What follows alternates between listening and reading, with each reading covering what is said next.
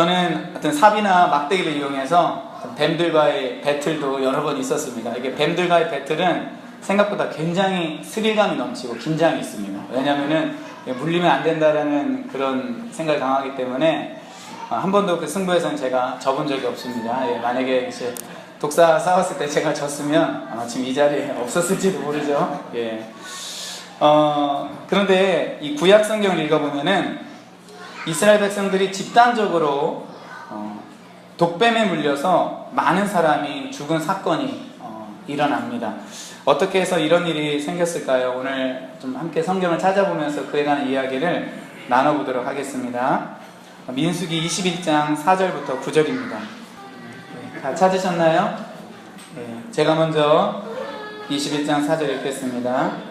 백성이 오르산에서 출발하여 홍해길을 따라 에돔 땅을 우회하려 하였다가 길로 말미암아 백성의 마음이 상하니라.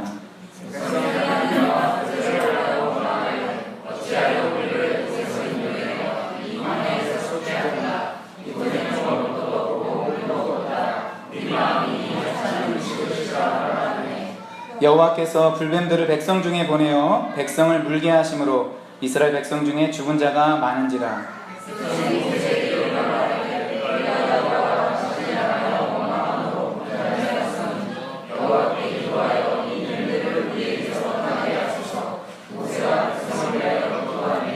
여호와께서 모세에게 이르시되 불뱀을 만들어 장대 위에 매달아라. 물린 자마다 그것을 보면 살리라.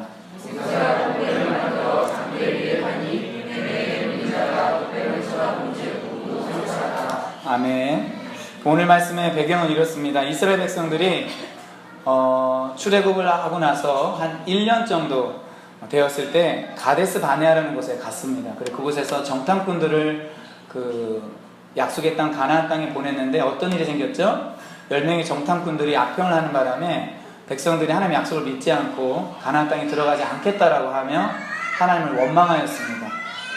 그래서 이 40년 동안 이스라엘 백성들이 광야에서 방황을 하게 되었고 출애굽 1세대가 거기서 다 죽게 되었습니다. 오늘 우리가 읽은 이 본문은 그 광야의 40년 중에 마지막에 해당되는 그 해에 있었던 이야기입니다. 모세의 형 이름이 뭐죠? 아론이죠. 이 아론이 호르산에서 죽게 되었습니다. 그래서 이제 아론이 죽은 뒤에 이제 본격적으로 가나안 땅에 들어가기 위해서 여리고의 맞은편인 유아평지로 가야 되는데 이 유아평지로 가기 위해서는 좀 밑으로 내려갔다가 위로 올라가는 이런 V자형을 그리게 되어 있었습니다. 그 여정이. 그런데 그 당시에 이 V자형을 따라서 가기 아주 쉬운 길이 있었는데 마침 그 길이 에돔이라는 나라의 국경을 통과하는 길이었습니다. 그래서 이스라엘이 에돔이라는 나라에 좀 양해를 구했습니다. 우리가 그 길로 지나가겠습니다. 어떤 것도 건드리지 않겠습니다. 만약에 물을 마시거나 뭘 건드렸다면 우리가 다 보상하겠습니다. 근데 에돔이 허락을 했어요? 안 했어요? 안 했습니다. 그래서 할 수 없이 이스라엘 백성들이 조금 홍해로 가는 길, 그 길로 가서 에돔을 우회하게 되었습니다. 그러다 보니까 이스라엘 백성들 마음 가운데 뭐가 생겼냐면은 힘든 길로 가게 되었잖아요. 기대하지 못한 더 어려운 길로 가게 되었습니다. 그러니까 하나님을 원망하고 모세를 원망하게 되었습니다. 그러자 하나님께서는 뭘 보냈다고 성경에 나와 있죠? 불뱀들을 보냈다라고 합니다. 이 불뱀들을 그 단어 그대로 해석하면은요, 불타는 뱀이라고 합니다. 불타는 뱀. 그래서 마치 뱀에 이게 불 같은 그런 듯한, 불타는 듯한 붉은 반점이 있다고 해서 불뱀이라고도 하고, 아니면 물리면 붉은 염증이 생긴다고 해서 붙여진 이름 같다라고 말합니다. 현재 세계에서 가장 독한 독을 가지고 있는 뱀은요, 이 동남아시아에 사는데 이름이 블루 코럴 뱀이라고 해요. 그래서 연구한 팀에 의하면은 물리면은 5분 안에 죽는다라고 합니다. 와, 엄청나죠? 제가 생각했을 때는 이 광야 이스라엘 백성들에게 나타났던 이 뱀도 좀 그 정도의 맹독을 가지지 않았나 생각이 됩니다. 그래서 많은 사람들이 이 불뱀에 물려서 죽게 됩니다. 사람들이 죽어나가자, 그리고 자기 몸에 이런 이상이 나타나니까 열이 나고 어떤 염증들이 생기고 이러자 백성들이 모세에게 가서 기도를 요청했습니다. 우리를 위해서 좀 기도해달라. 그래서 모세가 기도했고, 그러자 하나님께서는 불뱀 모양의 놋뱀, 구리뱀을 만들어서 장대 위에 달라라고 합니다. 그리고 그 구리뱀을 본 자마다 살 것이라고 말하고, 정말로 그 구리뱀을 보자 죽어가던 사람들이 치료가 되었고 살게 되었습니다. 저는 오늘 이 본문이 주는 교훈 아직도 생각나요. 주일학교 때 선생님들이 하여튼 장대 같은 거 이렇게 준비해서 이렇게 뱀 같은 모양 이제 그린 다음에, 여러분 이 뱀을 보아야 삽니다. 뱀은 예수 그리스도를 상징합니다. 했던 기억이 많이 납니다. 네, 많이 했던 설교죠. 이거 한 번도 들어본 적이 없으면 나는 주일학교 때 교회 안 다녔다는 증거입니다. 주일학교 때 설교 들어보신 기억 있으신 분? 네.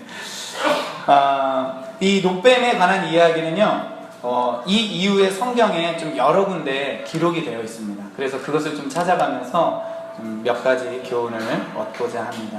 자, 우리 성경 말씀 열왕기 하 18장 찾아보겠습니다. 신명기 부분은 좀 뭐 책갈피나 이런 걸로 표시를 해두고요. 우리 열왕기 하 18장 3절 4절입니다. 우리 두 절 말씀을 열왕기 18장 3, 4절 같이 읽습니다. 시작. 히스기야가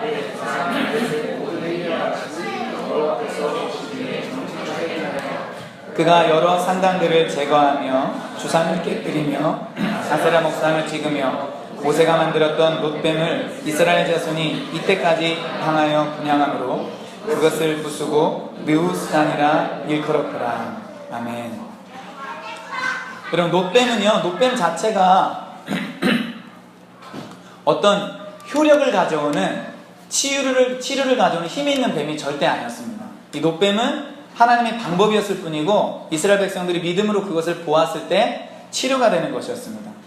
그런데 이 의미가 좀 변질되어서 히스기야의 아버지 이름이 아하스인데, 학자들은 이 아하스 왕 시대에 와, 놋뱀의 능력이 있다. 우리가 그때가 한 700년 전쯤에 일어났던 일이거든요. 그 700년 전쯤에 우리 조상들이 놋뱀을 보았는데 뱀에 물려 그 도구로 인해 죽어가던 사람들이 살아났다. 그거 민수기에 있는데, 와, 놋뱀의 어떤 효험이 있나 보다. 우리 놋뱀을 섬기자. 그래서 사람들이요, 놋뱀을 섬기기 시작했습니다. 그래서 놋뱀 앞에 가서 향을 피우고 절을 했던 것 같습니다. 그런데 하나님의 말씀을 잘 지키고 하나님을 사랑하던 히스기야가 왕이 되었는데 그 광경을 딱 보니까 어때요? 이게 어처구니가 없는 거예요. 왜냐면 놋뱀 자체는 어떤 효력이 있는 게 아닌데, 그래서 그 놋뱀을요 부숴버렸습니다. 그리고 이름을 뭐라고 지었냐면은 느후수단이라 이름을 지었습니다. 이 뜻이 뭐냐면은 놋 조각이라는 뜻입니다.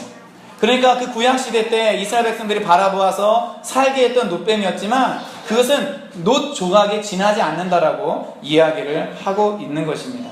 여러분, 이 사건이 우리에게 보여주는 것이 뭐냐면은 신앙의 형식화입니다. 우리 한번 따라해볼까요? 신앙의 형식화. 여러분, 신앙의 형식화라는 건 뭐냐면은 신앙의 본질, 참된 의미, 내용이 빠지고 형식만 남은 것입니다. 마치 이스라엘 백성들이 죽어가던 광야에 있던 이스라엘 백성들이 놋뱀을 바라볼 때 살았던 그 믿음은 없어지고 그냥 놋뱀 자체만 남은 것입니다. 구리뱀 자체만 남은 것입니다. 그래서 그것이 뭔가 우리에게 이득을 가져주겠다 생각하는 것이 바로 신앙의 형식화라는 것입니다. 근데 여러분, 이것은 오늘날 이 시대에도 우리에게 주는 교훈이 있다라고 생각을 해요. 그 하정환 목사님이 쓴 스킷 드라마 십자가와 드라큘라를 보면은 이런 내용이 나옵니다. 제목이 뭐라고요? 십자가와 드라큘라. 무슨 내용이 펼쳐질지 예측이 되시죠? 여러분, 어떤 두 친구가 으슥한 산길을 걸어가고 있었는데 한 친구는 굉장히 무서워하고 있었고 한 친구는 전혀 겁을 내고 있지 않았습니다. 왜 그러냐면 한 친구는 그 산길에는 드라큘라가 나타난다는 그런 자주 출몰한다는 이야기를 들었기 때문에 무서워하는 것이고, 다른 한 친구는 그 이야기를 들었지만은 자기는 3가지 드라큘라를 묻지를 그 준비를 했기 때문에 무서워하지 않았다라는 것입니다. 뭘 3가지 준비했느냐? 첫째, 손전등을 준비했습니다. 드라큘라는 뭘 싫어하죠? 빛을 싫어해요. 그래서 태양까지는 못 미치지만 손전등이면 무찌르겠다 싶어서 손전등을 준비했고, 두 번째 뭘 준비했죠? 어떻게 잘하세요? 마늘을 준비했습니다. 그래서 마늘을 준비했을 뿐만 아니라 마늘을 막 까서 그 물에다 탄 그 마늘 물까지 준비를 했습니다. 자, 셋째, 당연히 뭘 준비했을까요? 네, 십자가 목걸이를, 나무 십자가 목걸이를 준비했습니다. 그래서 겁을 전혀 내지 않고 갔는데, 이제 그 으슥한 산길을 거의 끝나는 그 시점에서 정말로 드라큘라가 출현한 거예요. 그래서 벌써부터 이미 겁을 잔뜩 먹고 있었던 그 사람은 정말 자리에 푸석 이렇게 주저앉아서 막 이렇게 막 드라큘라 쳐다보지 못하고 막 벌벌벌 막 떨기 시작한 거예요. 그러나 준비물을 3가지나 챙겼던 그 다른 한 사람은 이제 드라큘라와 맞서기 시작했습니다. 먼저 손전등을 딱 비춘 거예요. 야, 무섭지? 그러니까 어떻게 했을까요? 전혀 무서워하지 않고 막 점점 더 가까이 오는 거예요. 그래서 이거 이상하다, 매뉴얼대로 되지 않네. 그래서 막 마늘을 그 다음에는 뿌리고 막 그 마늘 그 에키스를 막 주스를 막 뿌렸다는 거예요. 그러니까 드라큘라가 그럼에도 불구하고 전혀 무서워하지 않고 다가오는 거예요. 그러니까 이 사람이 그 마지막 최후의 수단이라 이거는 통하겠지 하고 십자가 그 나무 십자가를 짜잔 하고 보여줬다라고 합니다. 어떻게 됐을까요? 점점점 드라큘라가 계속 다가옵니다. 근데 이 사람이 이거 십자가야, 이게 뭔지 알아? 이게 십자가란 말이야, 너는 물러서야 돼, 이렇게 계속 이야기를 하는데 드라큘라가 딱 다가오더니 십자가를 뺏으면서 한마디 했다라고 합니다. 십자가, 너는 예수를 믿니? 예수를 믿지 않는 사람들의 십자가는 나무 토막에 불과해, 이렇게 이야기를 했다고 합니다. 이게 이제 뭘 이야기해 주는지는 우리도 잘 알 것입니다. 여러분, 신앙은 우리가 주님을 잘 섬기고 또 사랑하고 따라가는 것이라고 볼 수 있는데, 자칫 잘못하면은 우리 신앙이 약해지기 쉽죠. 근데 그런 길 중에 하나가 뭐냐면은 신앙이 형식화되는 것입니다. 그러니까 알맹이, 본질은 빠지고 형식만 남는 거예요. 그러니까 우리도 오늘 예배를 드리기 위해서 이 자리에 왔는데 몸은 있어요. 근데 마음은 없습니다. 이것이 형식화된 신앙을 갖고 있는 사람이에요. 그래서 그런 사람들을 영어권에서 뭐라고 하냐면요, 벤치 워머라고 해요. 네, 들어보셨죠? 앉아있는 자리를 따뜻하게 데치고 데피고 따뜻하게 하고 떠나는 사람입니다. 그럼 어떻게 하면 우리 생활 가운데 이런 신앙의 형식이, 예배 가운데 신앙의 형식이 찾아올 수 있을까요? 저는 좀 이런 부분을 좀 몇 번 말씀을 드렸는데, 그냥 제 경우를 볼 때라도 이것이 분명하기 때문에 좀 말씀을 다시 한번 드리자면은 좀 3가지가 생각이 났습니다. 첫째는 분주하게 늦게 와서 예배에 참여할 때입니다. 우리 한번 옆에 사람에게 한번 얘기해 줍시다. 분주하게 늦게 와서 예배에 참여하지 맙시다. 자, 2번째는 자기가 은혜 받을 것만 생각하지 하나님께 드릴 것은 생각하지 않을 때입니다.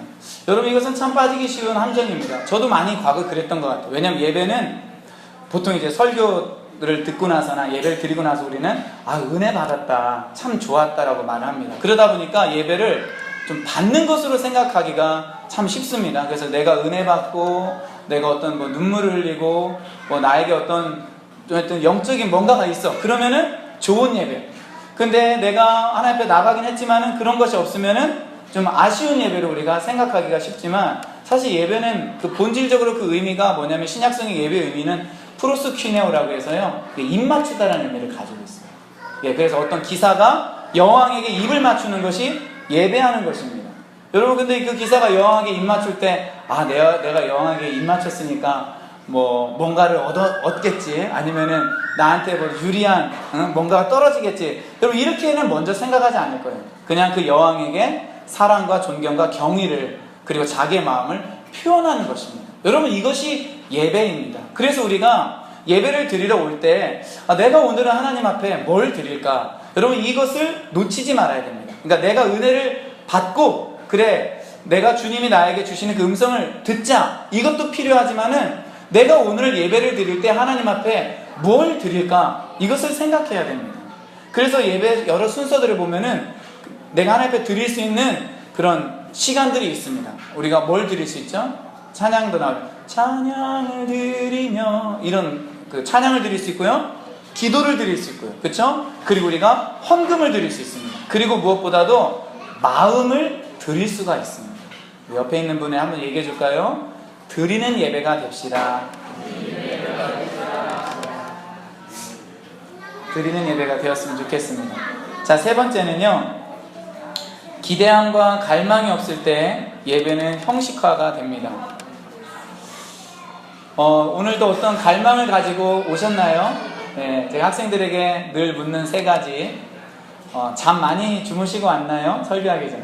그 두 번째, 아침밥 먹고 왔나요? 그 세 번째, 갱생의 의지가 있나요? 이게 세 개 물어봅니다. 그러니까 그 교도소에 그 어떤 분이 갔을 때 했던 그 것들이 좀 생각이 나서 갱생의 의지가 있는지 한번 물어봅니다. 그러니까 밤에 잠을 많이 자는 게 컨디션에 굉장히 도움이 되죠? 아침밥 먹고 오는 게 좋나요? 아니면 공복 상태로 오는 게 좋나요? 예, 먹고 오는 게 좋습니다. 저는 그래서 작은 밥 공기를 오늘 저는 2그릇이나 먹었습니다. 아침에. 예. 그리고 갱생의 의지를 갖는 게 중요해요. 이 갱생의 의지란 건 뭐냐면은 내가 오늘 하나님 앞에 나가서 좀 변화되어야 되겠다라는 마음입니다. 저는 이것이 갈망하는 마음이라고 생각해요. 기대하는 마음이라고 생각해요. 왜냐면 하나님은 나를 얼마든지 바꾸고 변화시키고 갱생하실 수 있는 분이기 때문에 그렇습니다. 할렐루야. 여러분, 이런 마음이 우리 가운데 있을 때요, 예배는 절대로 형식에 빠지지 않습니다. 그런데 이런 것들이 하나둘씩 사라지기 시작할 때 우리는 단순히 참여하는 데 의미를 갖게 되고요, 그리고 예배 때 내가 하나님 앞에 드리지도 못했고 또 은혜를 받지 못해도 그냥 그런가 보다 이렇게 생각합니다. 그래서 예배는 원래 이런가 보다, 아니면 우리에게 분위기는 이런가 보다 생각하기 쉽고, 하나님은 이 정도밖에 하실 수 없다라고 우리는 생각하게 됩니다. 그러나 절대로 그렇지 않습니다. 여러분, 우리가 예배 형식화를 꼭 막아서 이스라엘 백성들이 나중에 그 노뱀 앞에 분야한 것처럼 우리는 그렇게 하지 않고 참된 그 본질을 회복하는 예배가 되었으면 좋겠습니다. 아멘. 자, 우리 두 번째 주는 교훈은 고린도전서 10장 9절에 있습니다. 우리 함께 찾겠습니다. 신약성경 고린도전서 10장 9절입니다. 고린도전서 10장 9절입니다. 같이 읽어요. 시작. 그들 가운데 어떤 사람들이 주를 시험하다가 뱀에게 멸망하였나니 우리는 그들과 같이 시험하지 말자. 고린도전서 10장의 전반부는 출애굽한 이스라엘 백성들이 우상숭배의 죄, 음행의 죄, 그리고 주를 시험하는 죄, 원망하는 죄로 광야에서 멸망당하였는데, 바울은 이런 사건들을 언급하면서 이러한 사건들을 교훈 삼아 자기의 믿음이 서 있다고 생각하는 사람은 넘어질까 조심하라고 경고합니다. 어떤 사람에게요? 내 믿음 괜찮아, 나 이 정도면 잘하고 있는 거야 라고 생각하는 사람에게 당신도 넘어질 수 있습니다. 선줄로 생각하는 자는 넘어질까 조심하라 라는 그런 경고를 강력하게 해주고 있습니다. 이때 바울이 불뱀 사건을 언급하는데, 바울은 그것을 하나님을 시험하는 것이라고 말합니다. 그 민수기만 보면은 그들은 하나님을 원망하였는데, 바울은 이것을 해석할 때 이것은 하나님을 시험하는 것이라고 말합니다. 어떤 이유 때문에 하나님을 시험한 것이 되었을까요? 그 민수기 21장으로 다시 가서 어떤 과정이 있었는지 좀 한번 살펴보기를 원합니다.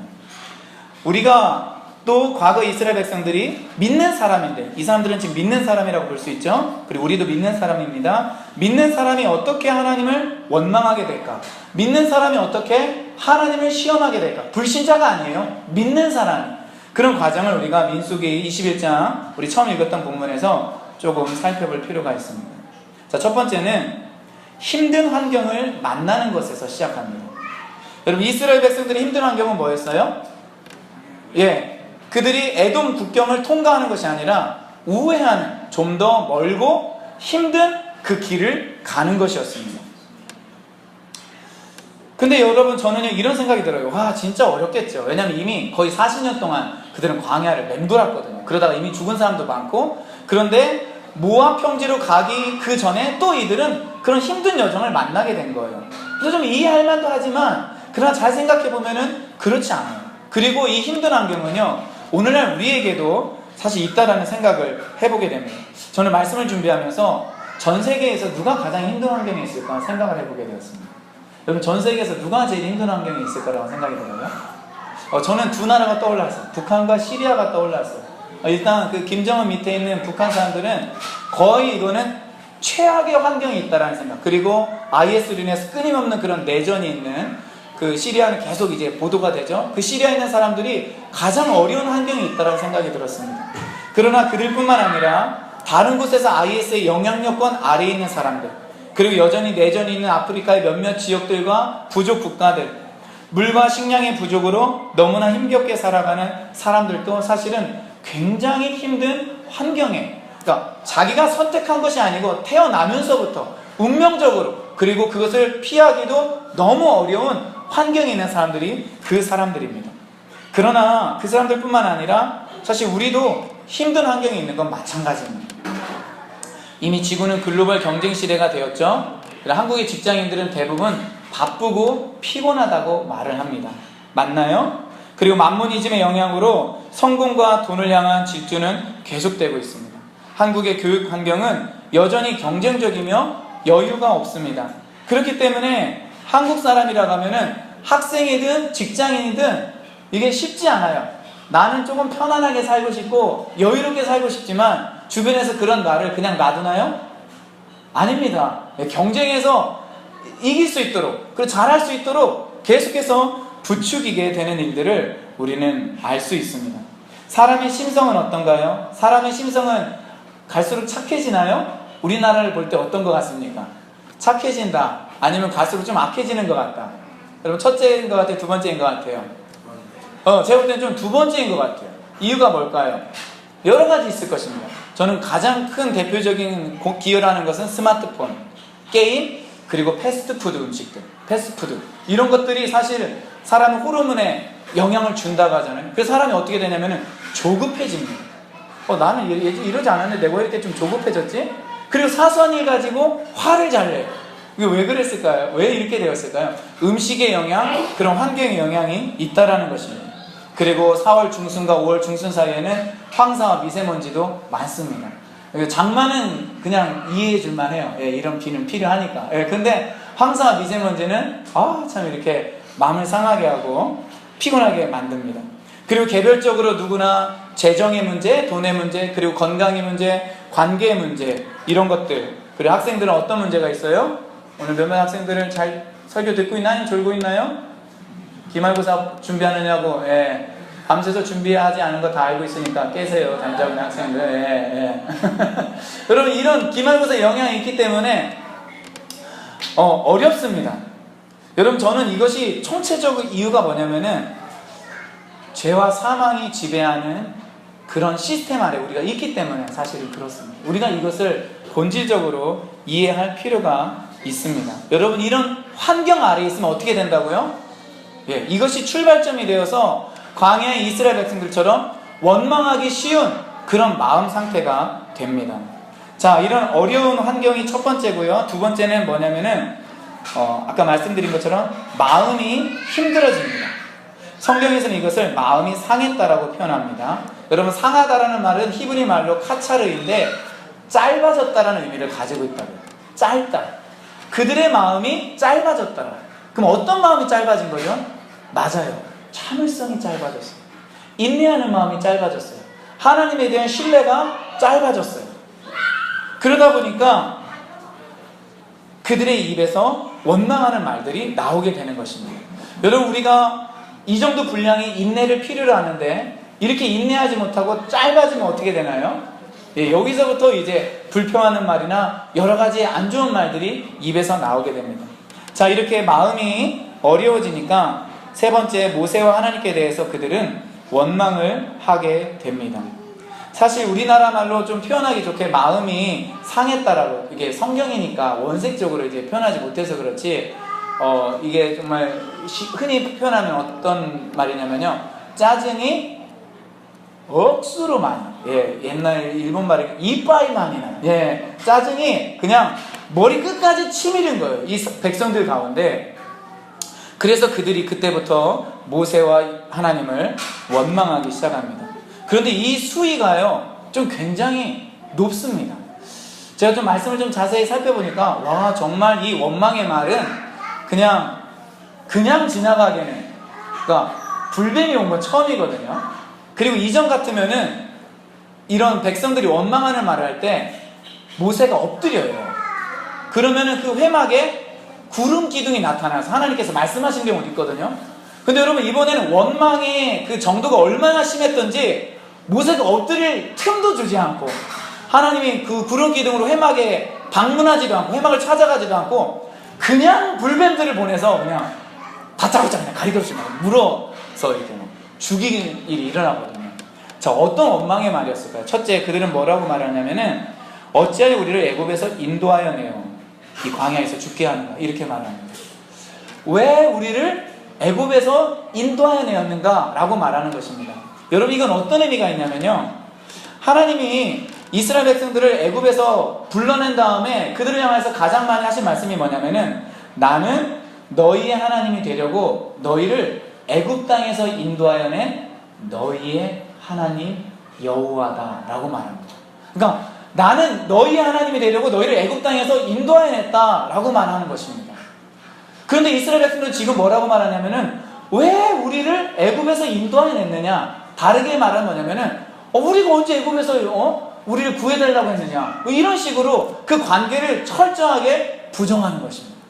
마치 결혼하고 나서 한 몇십 년 살았는데 그 배우자 중에 한 명이 다른 사람한테 내가 그때 당신한테 꼭 결혼하자고 했냐고, 내가 그냥 조금 좋다고 말했는데 그렇게 막 나랑 결혼하자고 해서 막 내 이렇게 돼서 인생이 이렇게 막 지금 이번 입구이 된 거 아니냐고, 이런 말 하는 거 똑같은 거예요.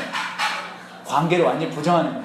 아니면 자녀가 부모한테 왜 내가 언제 나를 낳아줬냐, 낳아달라고 내가 얘기했냐고 막 하면서 왜 나를 낳아서 이렇게 고생시키고 어렵게 하느냐고, 그럼 이렇게 말하는 거 똑같아요. 그럼 어떻게 돼요? 이혼하고 싶어지죠. 그때는 자녀를 호적에서 파버리고 싶어요. 근데 차마 그럴 수도 없고, 그래서 그냥 엄청난 그 부부싸움과 그 부모와 자녀 간의 갈등이 생기는 것입니다. 이런 말 하면 될까요? 안 될까요? 안 되겠죠.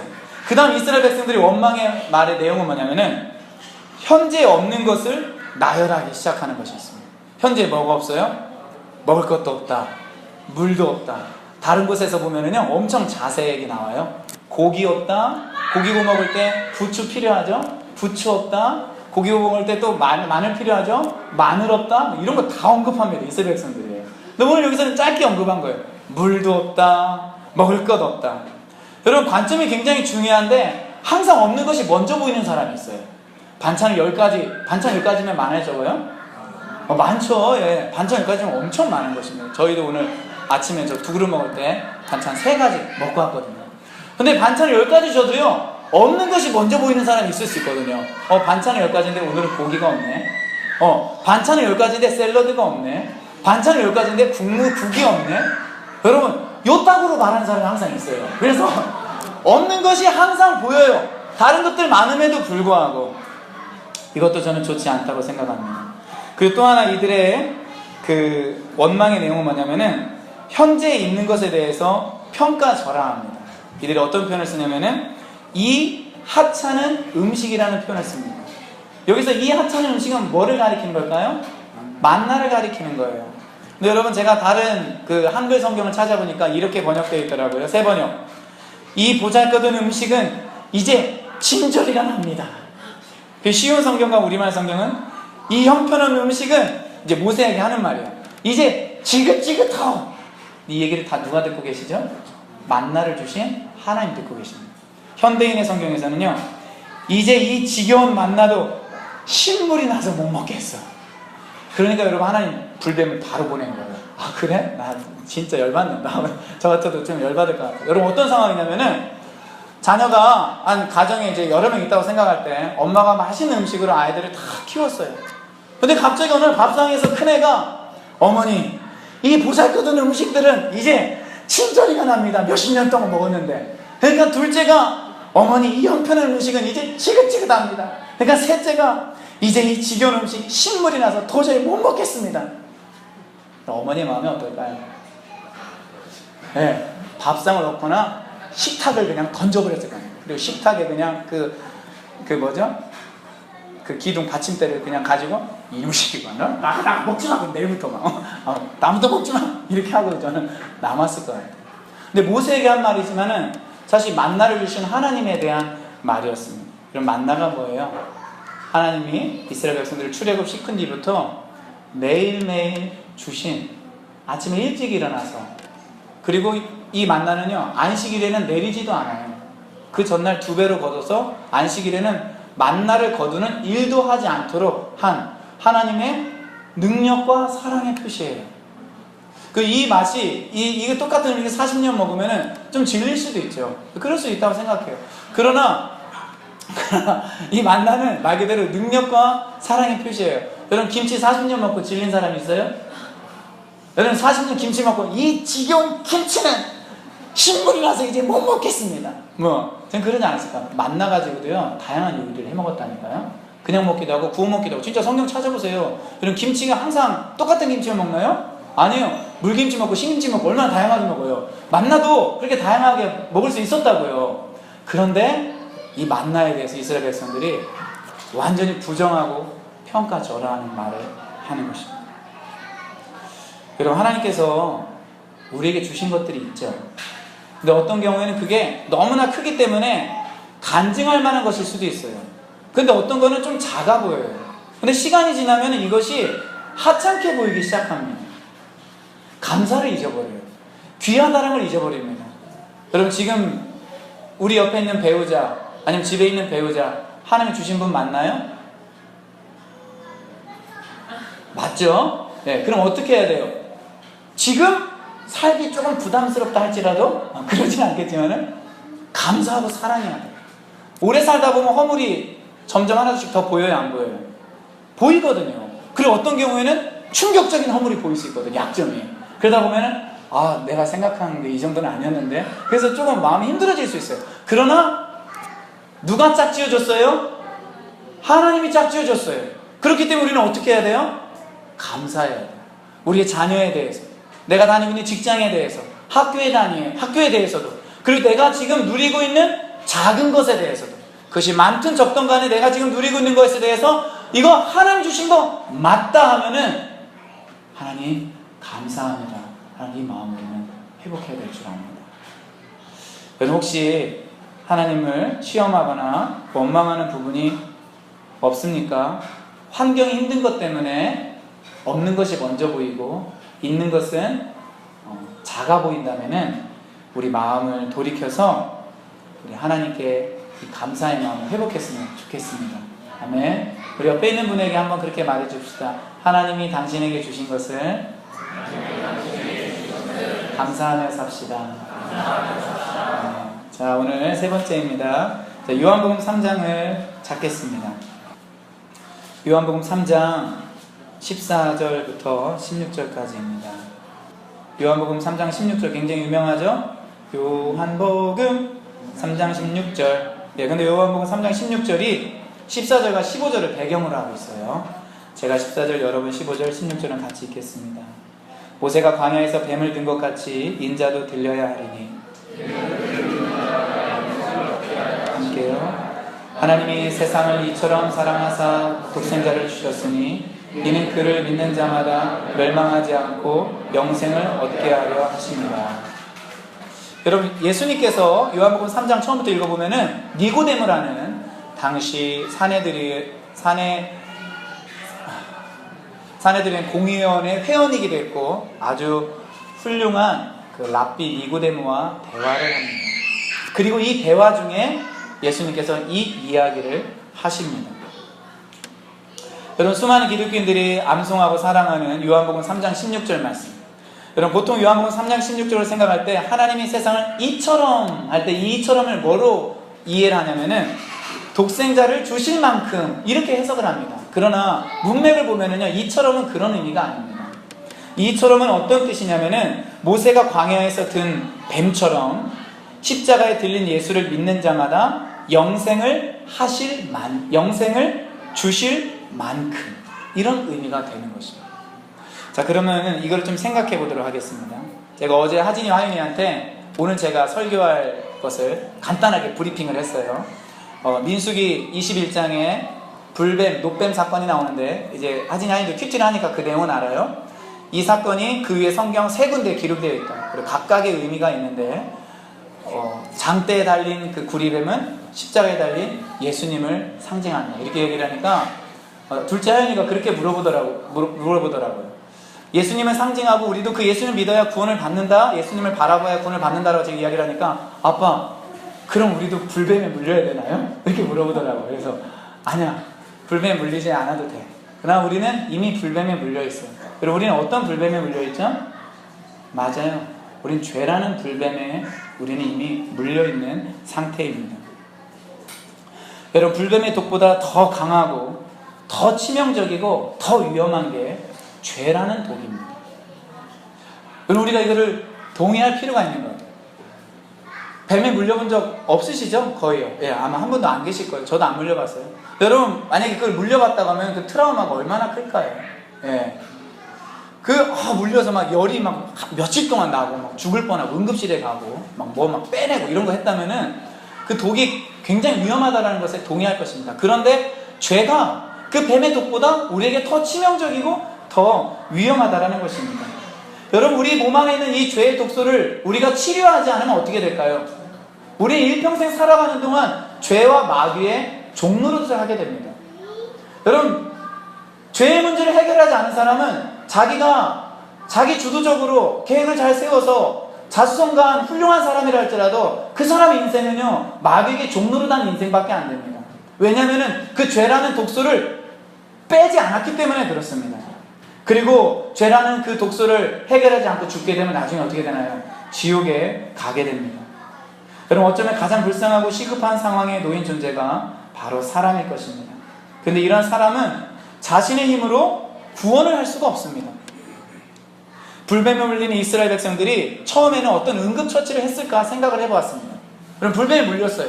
몸이 막 부어오르기 시작하고 열이 나기 시작하고 엄청 아파오기 시작해요.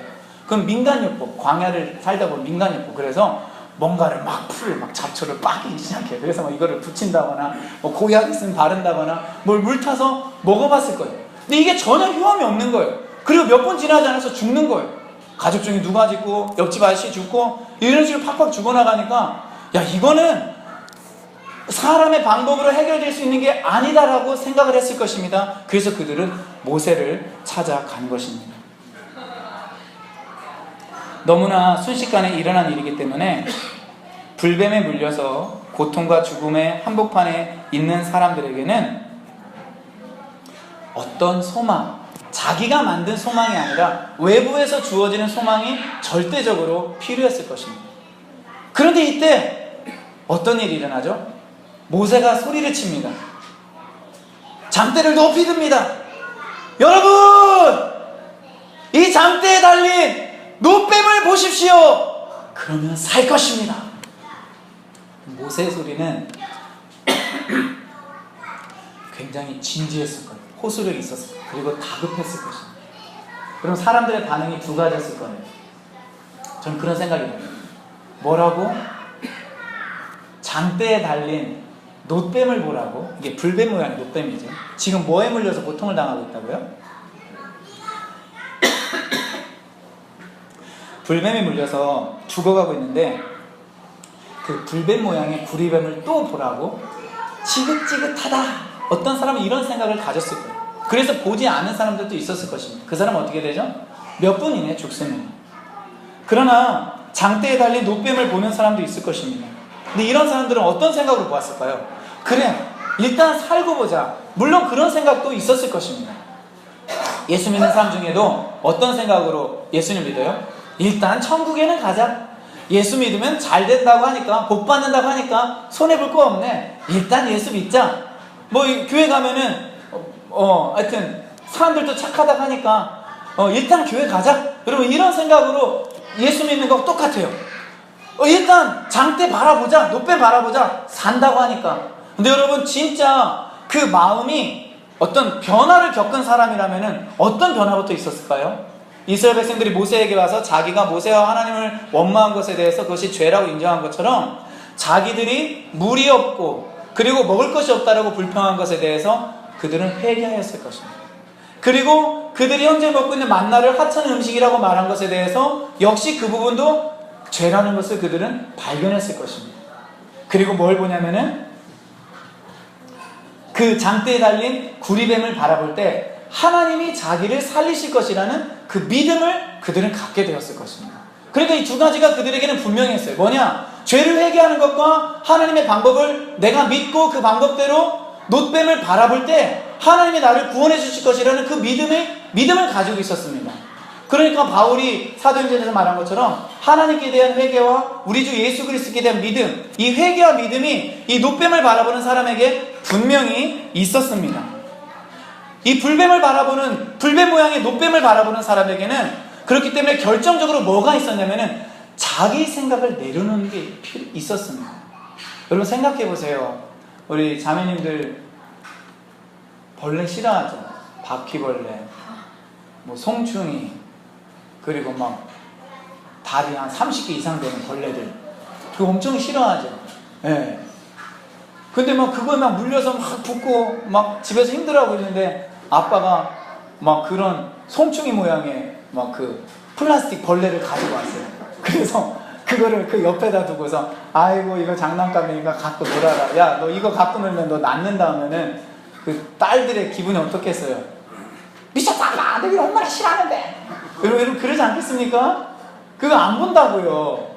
근데 네가 예를 들어서 아빠가 네가 이거를 봐야 낳는다니까. 여러분 이런 걸 말할 때는 그 딸의 마음에 나는 송충이가 싫고 다리가 30개인 벌레가 싫고 아니 바퀴벌레가 싫고 이런 거 그냥 완전히 내려놔야 돼요. 자기 생각, 자기 감정, 자기 느낌 이거 다 내려놔야 돼요. 그리고 그 징그럽고 징그러운 그 벌레 모양의 그것을 바라봐야 된다는 것입니다. 이거는 쉬운 일이 아니었습니다. 여러분 예수님께서 니고데모에게 말씀하신 것이 바로 이것이에요. 여러분 우리는 예수님을 지금 믿고 있기 때문에 예수님 믿는 것을 쉽게 생각합니다. 여러분 예수 믿는 게 어려워요, 쉬워요? 그냥 자기는 믿는다라고 생각해요. 예수님 부활도 믿고 승천도 믿고 다시 오심도 믿는다라고 생각합니다. 여러분 그런데 그 당시 사람들 그리고 지금 예수님을 믿지 않는 사람들에게는 이게 어려워요. 십자가에 달린 예수님을 믿으라는 것이 어렵습니다. 예수님은 그 당시에 어떻게 오셨죠? 마구간에서 태어나셨습니다. 그리고 그 이스라엘 전체에서 가장 멸시받는 그 갈릴리 출신이었고 나사렛 출신이었어요.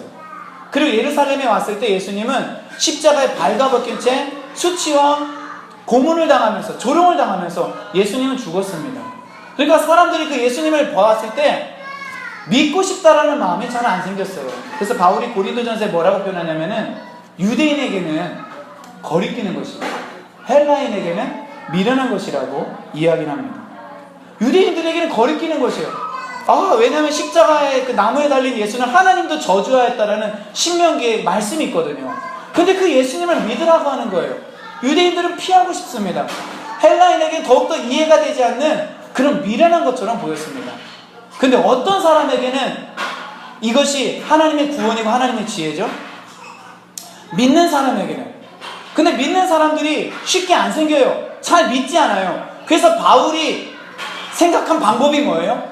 그게 전도라는 것입니다. 그리고 이거 좀 이해를 하실 필요가 있어요. 제가 말씀을 준비해서 새롭게 깨달았는데 뭐냐면은 여러분 예수님이 정치적으로 너무나 훌륭한 그 왕이 되어서 정치를 잘했어요. 그리고 그 당시 거의 대부분은 빈곤층 상태였대요. 일용할 양식을 주옵소서 기도가 필요할 만큼 하루하루가 먹기 힘들었어요. 그 사람들에게 경제적인 부를 나눠주는 왕이 되었어요. 그리고 그 나라에 정의를 실현했어요. 그런 백성들이 그렇게 왕 대신 예수님을 믿으라고 해도 믿지 말라고 해도 그들은 믿습니다. 좋아합니다. 따릅니다. 요즘 많은 사람들이 문재인 대통령 좋아하고 지지하고 뭐 연예인 못지않게 인기가 있다고 하는데 그런 거하고 똑같아요. 그런 높은 자리에 있고 정치를 잘하고 경제를 부유하게 하고 이러면 사람들이 따른다고요. 전도하지 않아도 간다고요. 근데 예수님은 십자가에 죽으셨다고요. 무기력하게 유대인들이 바라던 그런 다윗의 왕조를 회복할 메시아도 아니었습니다. 사람들이 예수님에게 안 와요. 그 이야기만 듣고서는 그러니까 뭐가 필요하냐? 전도가 필요한 거예요. 가서 복음을 전하는 게 필요해요. 예수님에 대해 설명하는 게 필요해요. 이 설명으로도 부족하니까 바울은 고린도전서에서 말에 지혜로운 것을 하지 않고 그러니까 그럴듯한 말빨 그 당시에 수사학으로 하지 않고 성령이 나타나고 능력이 나타나고 복음을 전했더라. 예수님이 어떤 분이에요? 만왕의 왕이시지만 십자가에 달리신 예수님은 너무나 볼품없는 분이에요. 우리는 찬양하고 그분을 존경하지만 여러분 믿음의 출발은 어땠는지 모르겠어요. 그 볼품없는 예수 그리스도께 나의 어떤 소망과 나의 이 땅에서의 삶과 영혼을 맡긴다? 여러분 그거는 사실 쉬운 일이 아니었을 것입니다. 그래서 이것을 잘 표현해 주는 것이 이사야서 53장이에요. 제가 한번 읽겠습니다. 우리가 전한 것을 누가 믿었느냐? 여호와의 팔이 누구에게 나타나느냐? 그는 주 앞에서 자라나기를 연한 순 같고 마른 땅에서 나온 뿌리 같아서 고운 모양도 없고 풍채도 없은즉 우리가 보기에 흠모할 만한 아름다운 것이 없도다. 그는 멸시를 받아 사람들에게 버림받았으며 간고를 많이 겪었으며 질고를 아는 자라. 마치 사람들이 그에게서 얼굴을 가리는 것 같이 멸시를 당하였고 우리도 그를 귀히 여기지 아니하였도다. 여러분, 예수님은 십자가에 죽으시고 부활하셨습니다. 여러분, 세상에 죽음을 이긴 사람이 어디 있어요? 없습니다. 여러분, 그런데도 그 부활하신 예수님을 우리가 온전히 신뢰하지 못해요. 여러분, 이거 아이러니하지 않습니까? 그 예수님은 승천하셔서 하나님 우편에 앉아 계세요. 모든 이름에 뛰어난 주가 되세요. 여러분, 그런데도 우리는 주님을 온전히 섬기고 그 주님의 주권을 잘 인정하지 못할 때가 있습니다. 믿음이 있다고 하면서. 그 예수님은 때가 되면은 재림하실 것입니다. 마구간에서 재림하는 것이 아니라 영광의 왕으로 천사장의 나팔소리와 함께 예수님이 이 땅에 다시 오셔서 만국을 심판할 것이고 우리도 심판할 것입니다. 양과 염소를 가르듯 불법을 행한 자와 선행을 행한 자를 나눌 것입니다. 여러분, 그런데도 우리는 심판하실 예수 그리스도를 두려워하지 않습니다. 영원한 세상이 있다는 것을 의식하지 않고 살아갈 때가 많이 있습니다. 왜 그래요? 저는 제 경우를 보더라도 십자가에 달려 죽으신 그 예수님을 통과하지 못했기 때문에 그렇습니다. 여러분, 하나님이 십자가에 죽으신 예수님을 거름종이로 사용하시는 거예요. 거름종이가 뭐예요? 다 빠져갈 것 같지만은 엑기스만 빠져나가는 거거든요. 물만, 순수한 것만. 불순물은 걸러집니다. 교만한 사람들, 마음이 깨끗하지 않은 사람들, 자기 일을 내려놓지 못하는 사람들, 여전히 자기 것을 쥐고 있는 사람들은 그 십자가를 통과하지 못해요. 왜냐하면 예수님께서 그 십자가에 매달려 죽으면서 우리에게도 똑같이 네가 나를 믿는다면 너도 십자가에 죽어야 된다라고 말하기 때문에 그래요. 네가 나를 따른다면 나의 계명을 지키고 살아야 된다라고 말하기 때문에 그래요. 나 믿으면 천국 가고 나 믿으면 잘 되고 나 믿으면 어려움이 해결된다고만 말하는 것이 아니라 네가 진정으로 나를 믿는다면 나와 같이 죽어야 된다라고 예수님 말씀하시는 거예요. 그래서 십자가의 복음이 여전히 우리에게 어렵습니다. 통과하기 어렵습니다. 주님이 말씀하세요. 모세가 광야에서 뱀을 든 것 같이 인자도 들려야 하리니 이는 그를 믿는 자마다 영생을 얻게 하려 하십니다. 우리가 그 십자가에 달려 죽으신 예수님을 봐야 됩니다. 치욕과 수치의 예수 그리스도, 모든 것을 내려놓으신 예수 그리스도, 그리고 우리에게도 그렇게 살라고 말하신 그 예수 그리스도를 바라보면서 주님, 그래도 나는 주님을 믿고 그래도 나는 주님을 신뢰하겠습니다. 여러분, 이 믿음을 가지고 나아갈 때 우리 안에 진정한 그 믿음의 역사가 일어납니다. 광야에서 모세가 놋뱀을 들었습니다. 예수님은 그것을 인용하시면서 자기를 믿는 믿음을 말합니다. 믿음은 십자가에 달리신 예수님을 보는 것입니다. 그 믿음을 갖는 저의 우리 되기를 주의 이름으로 축원합니다. 아멘.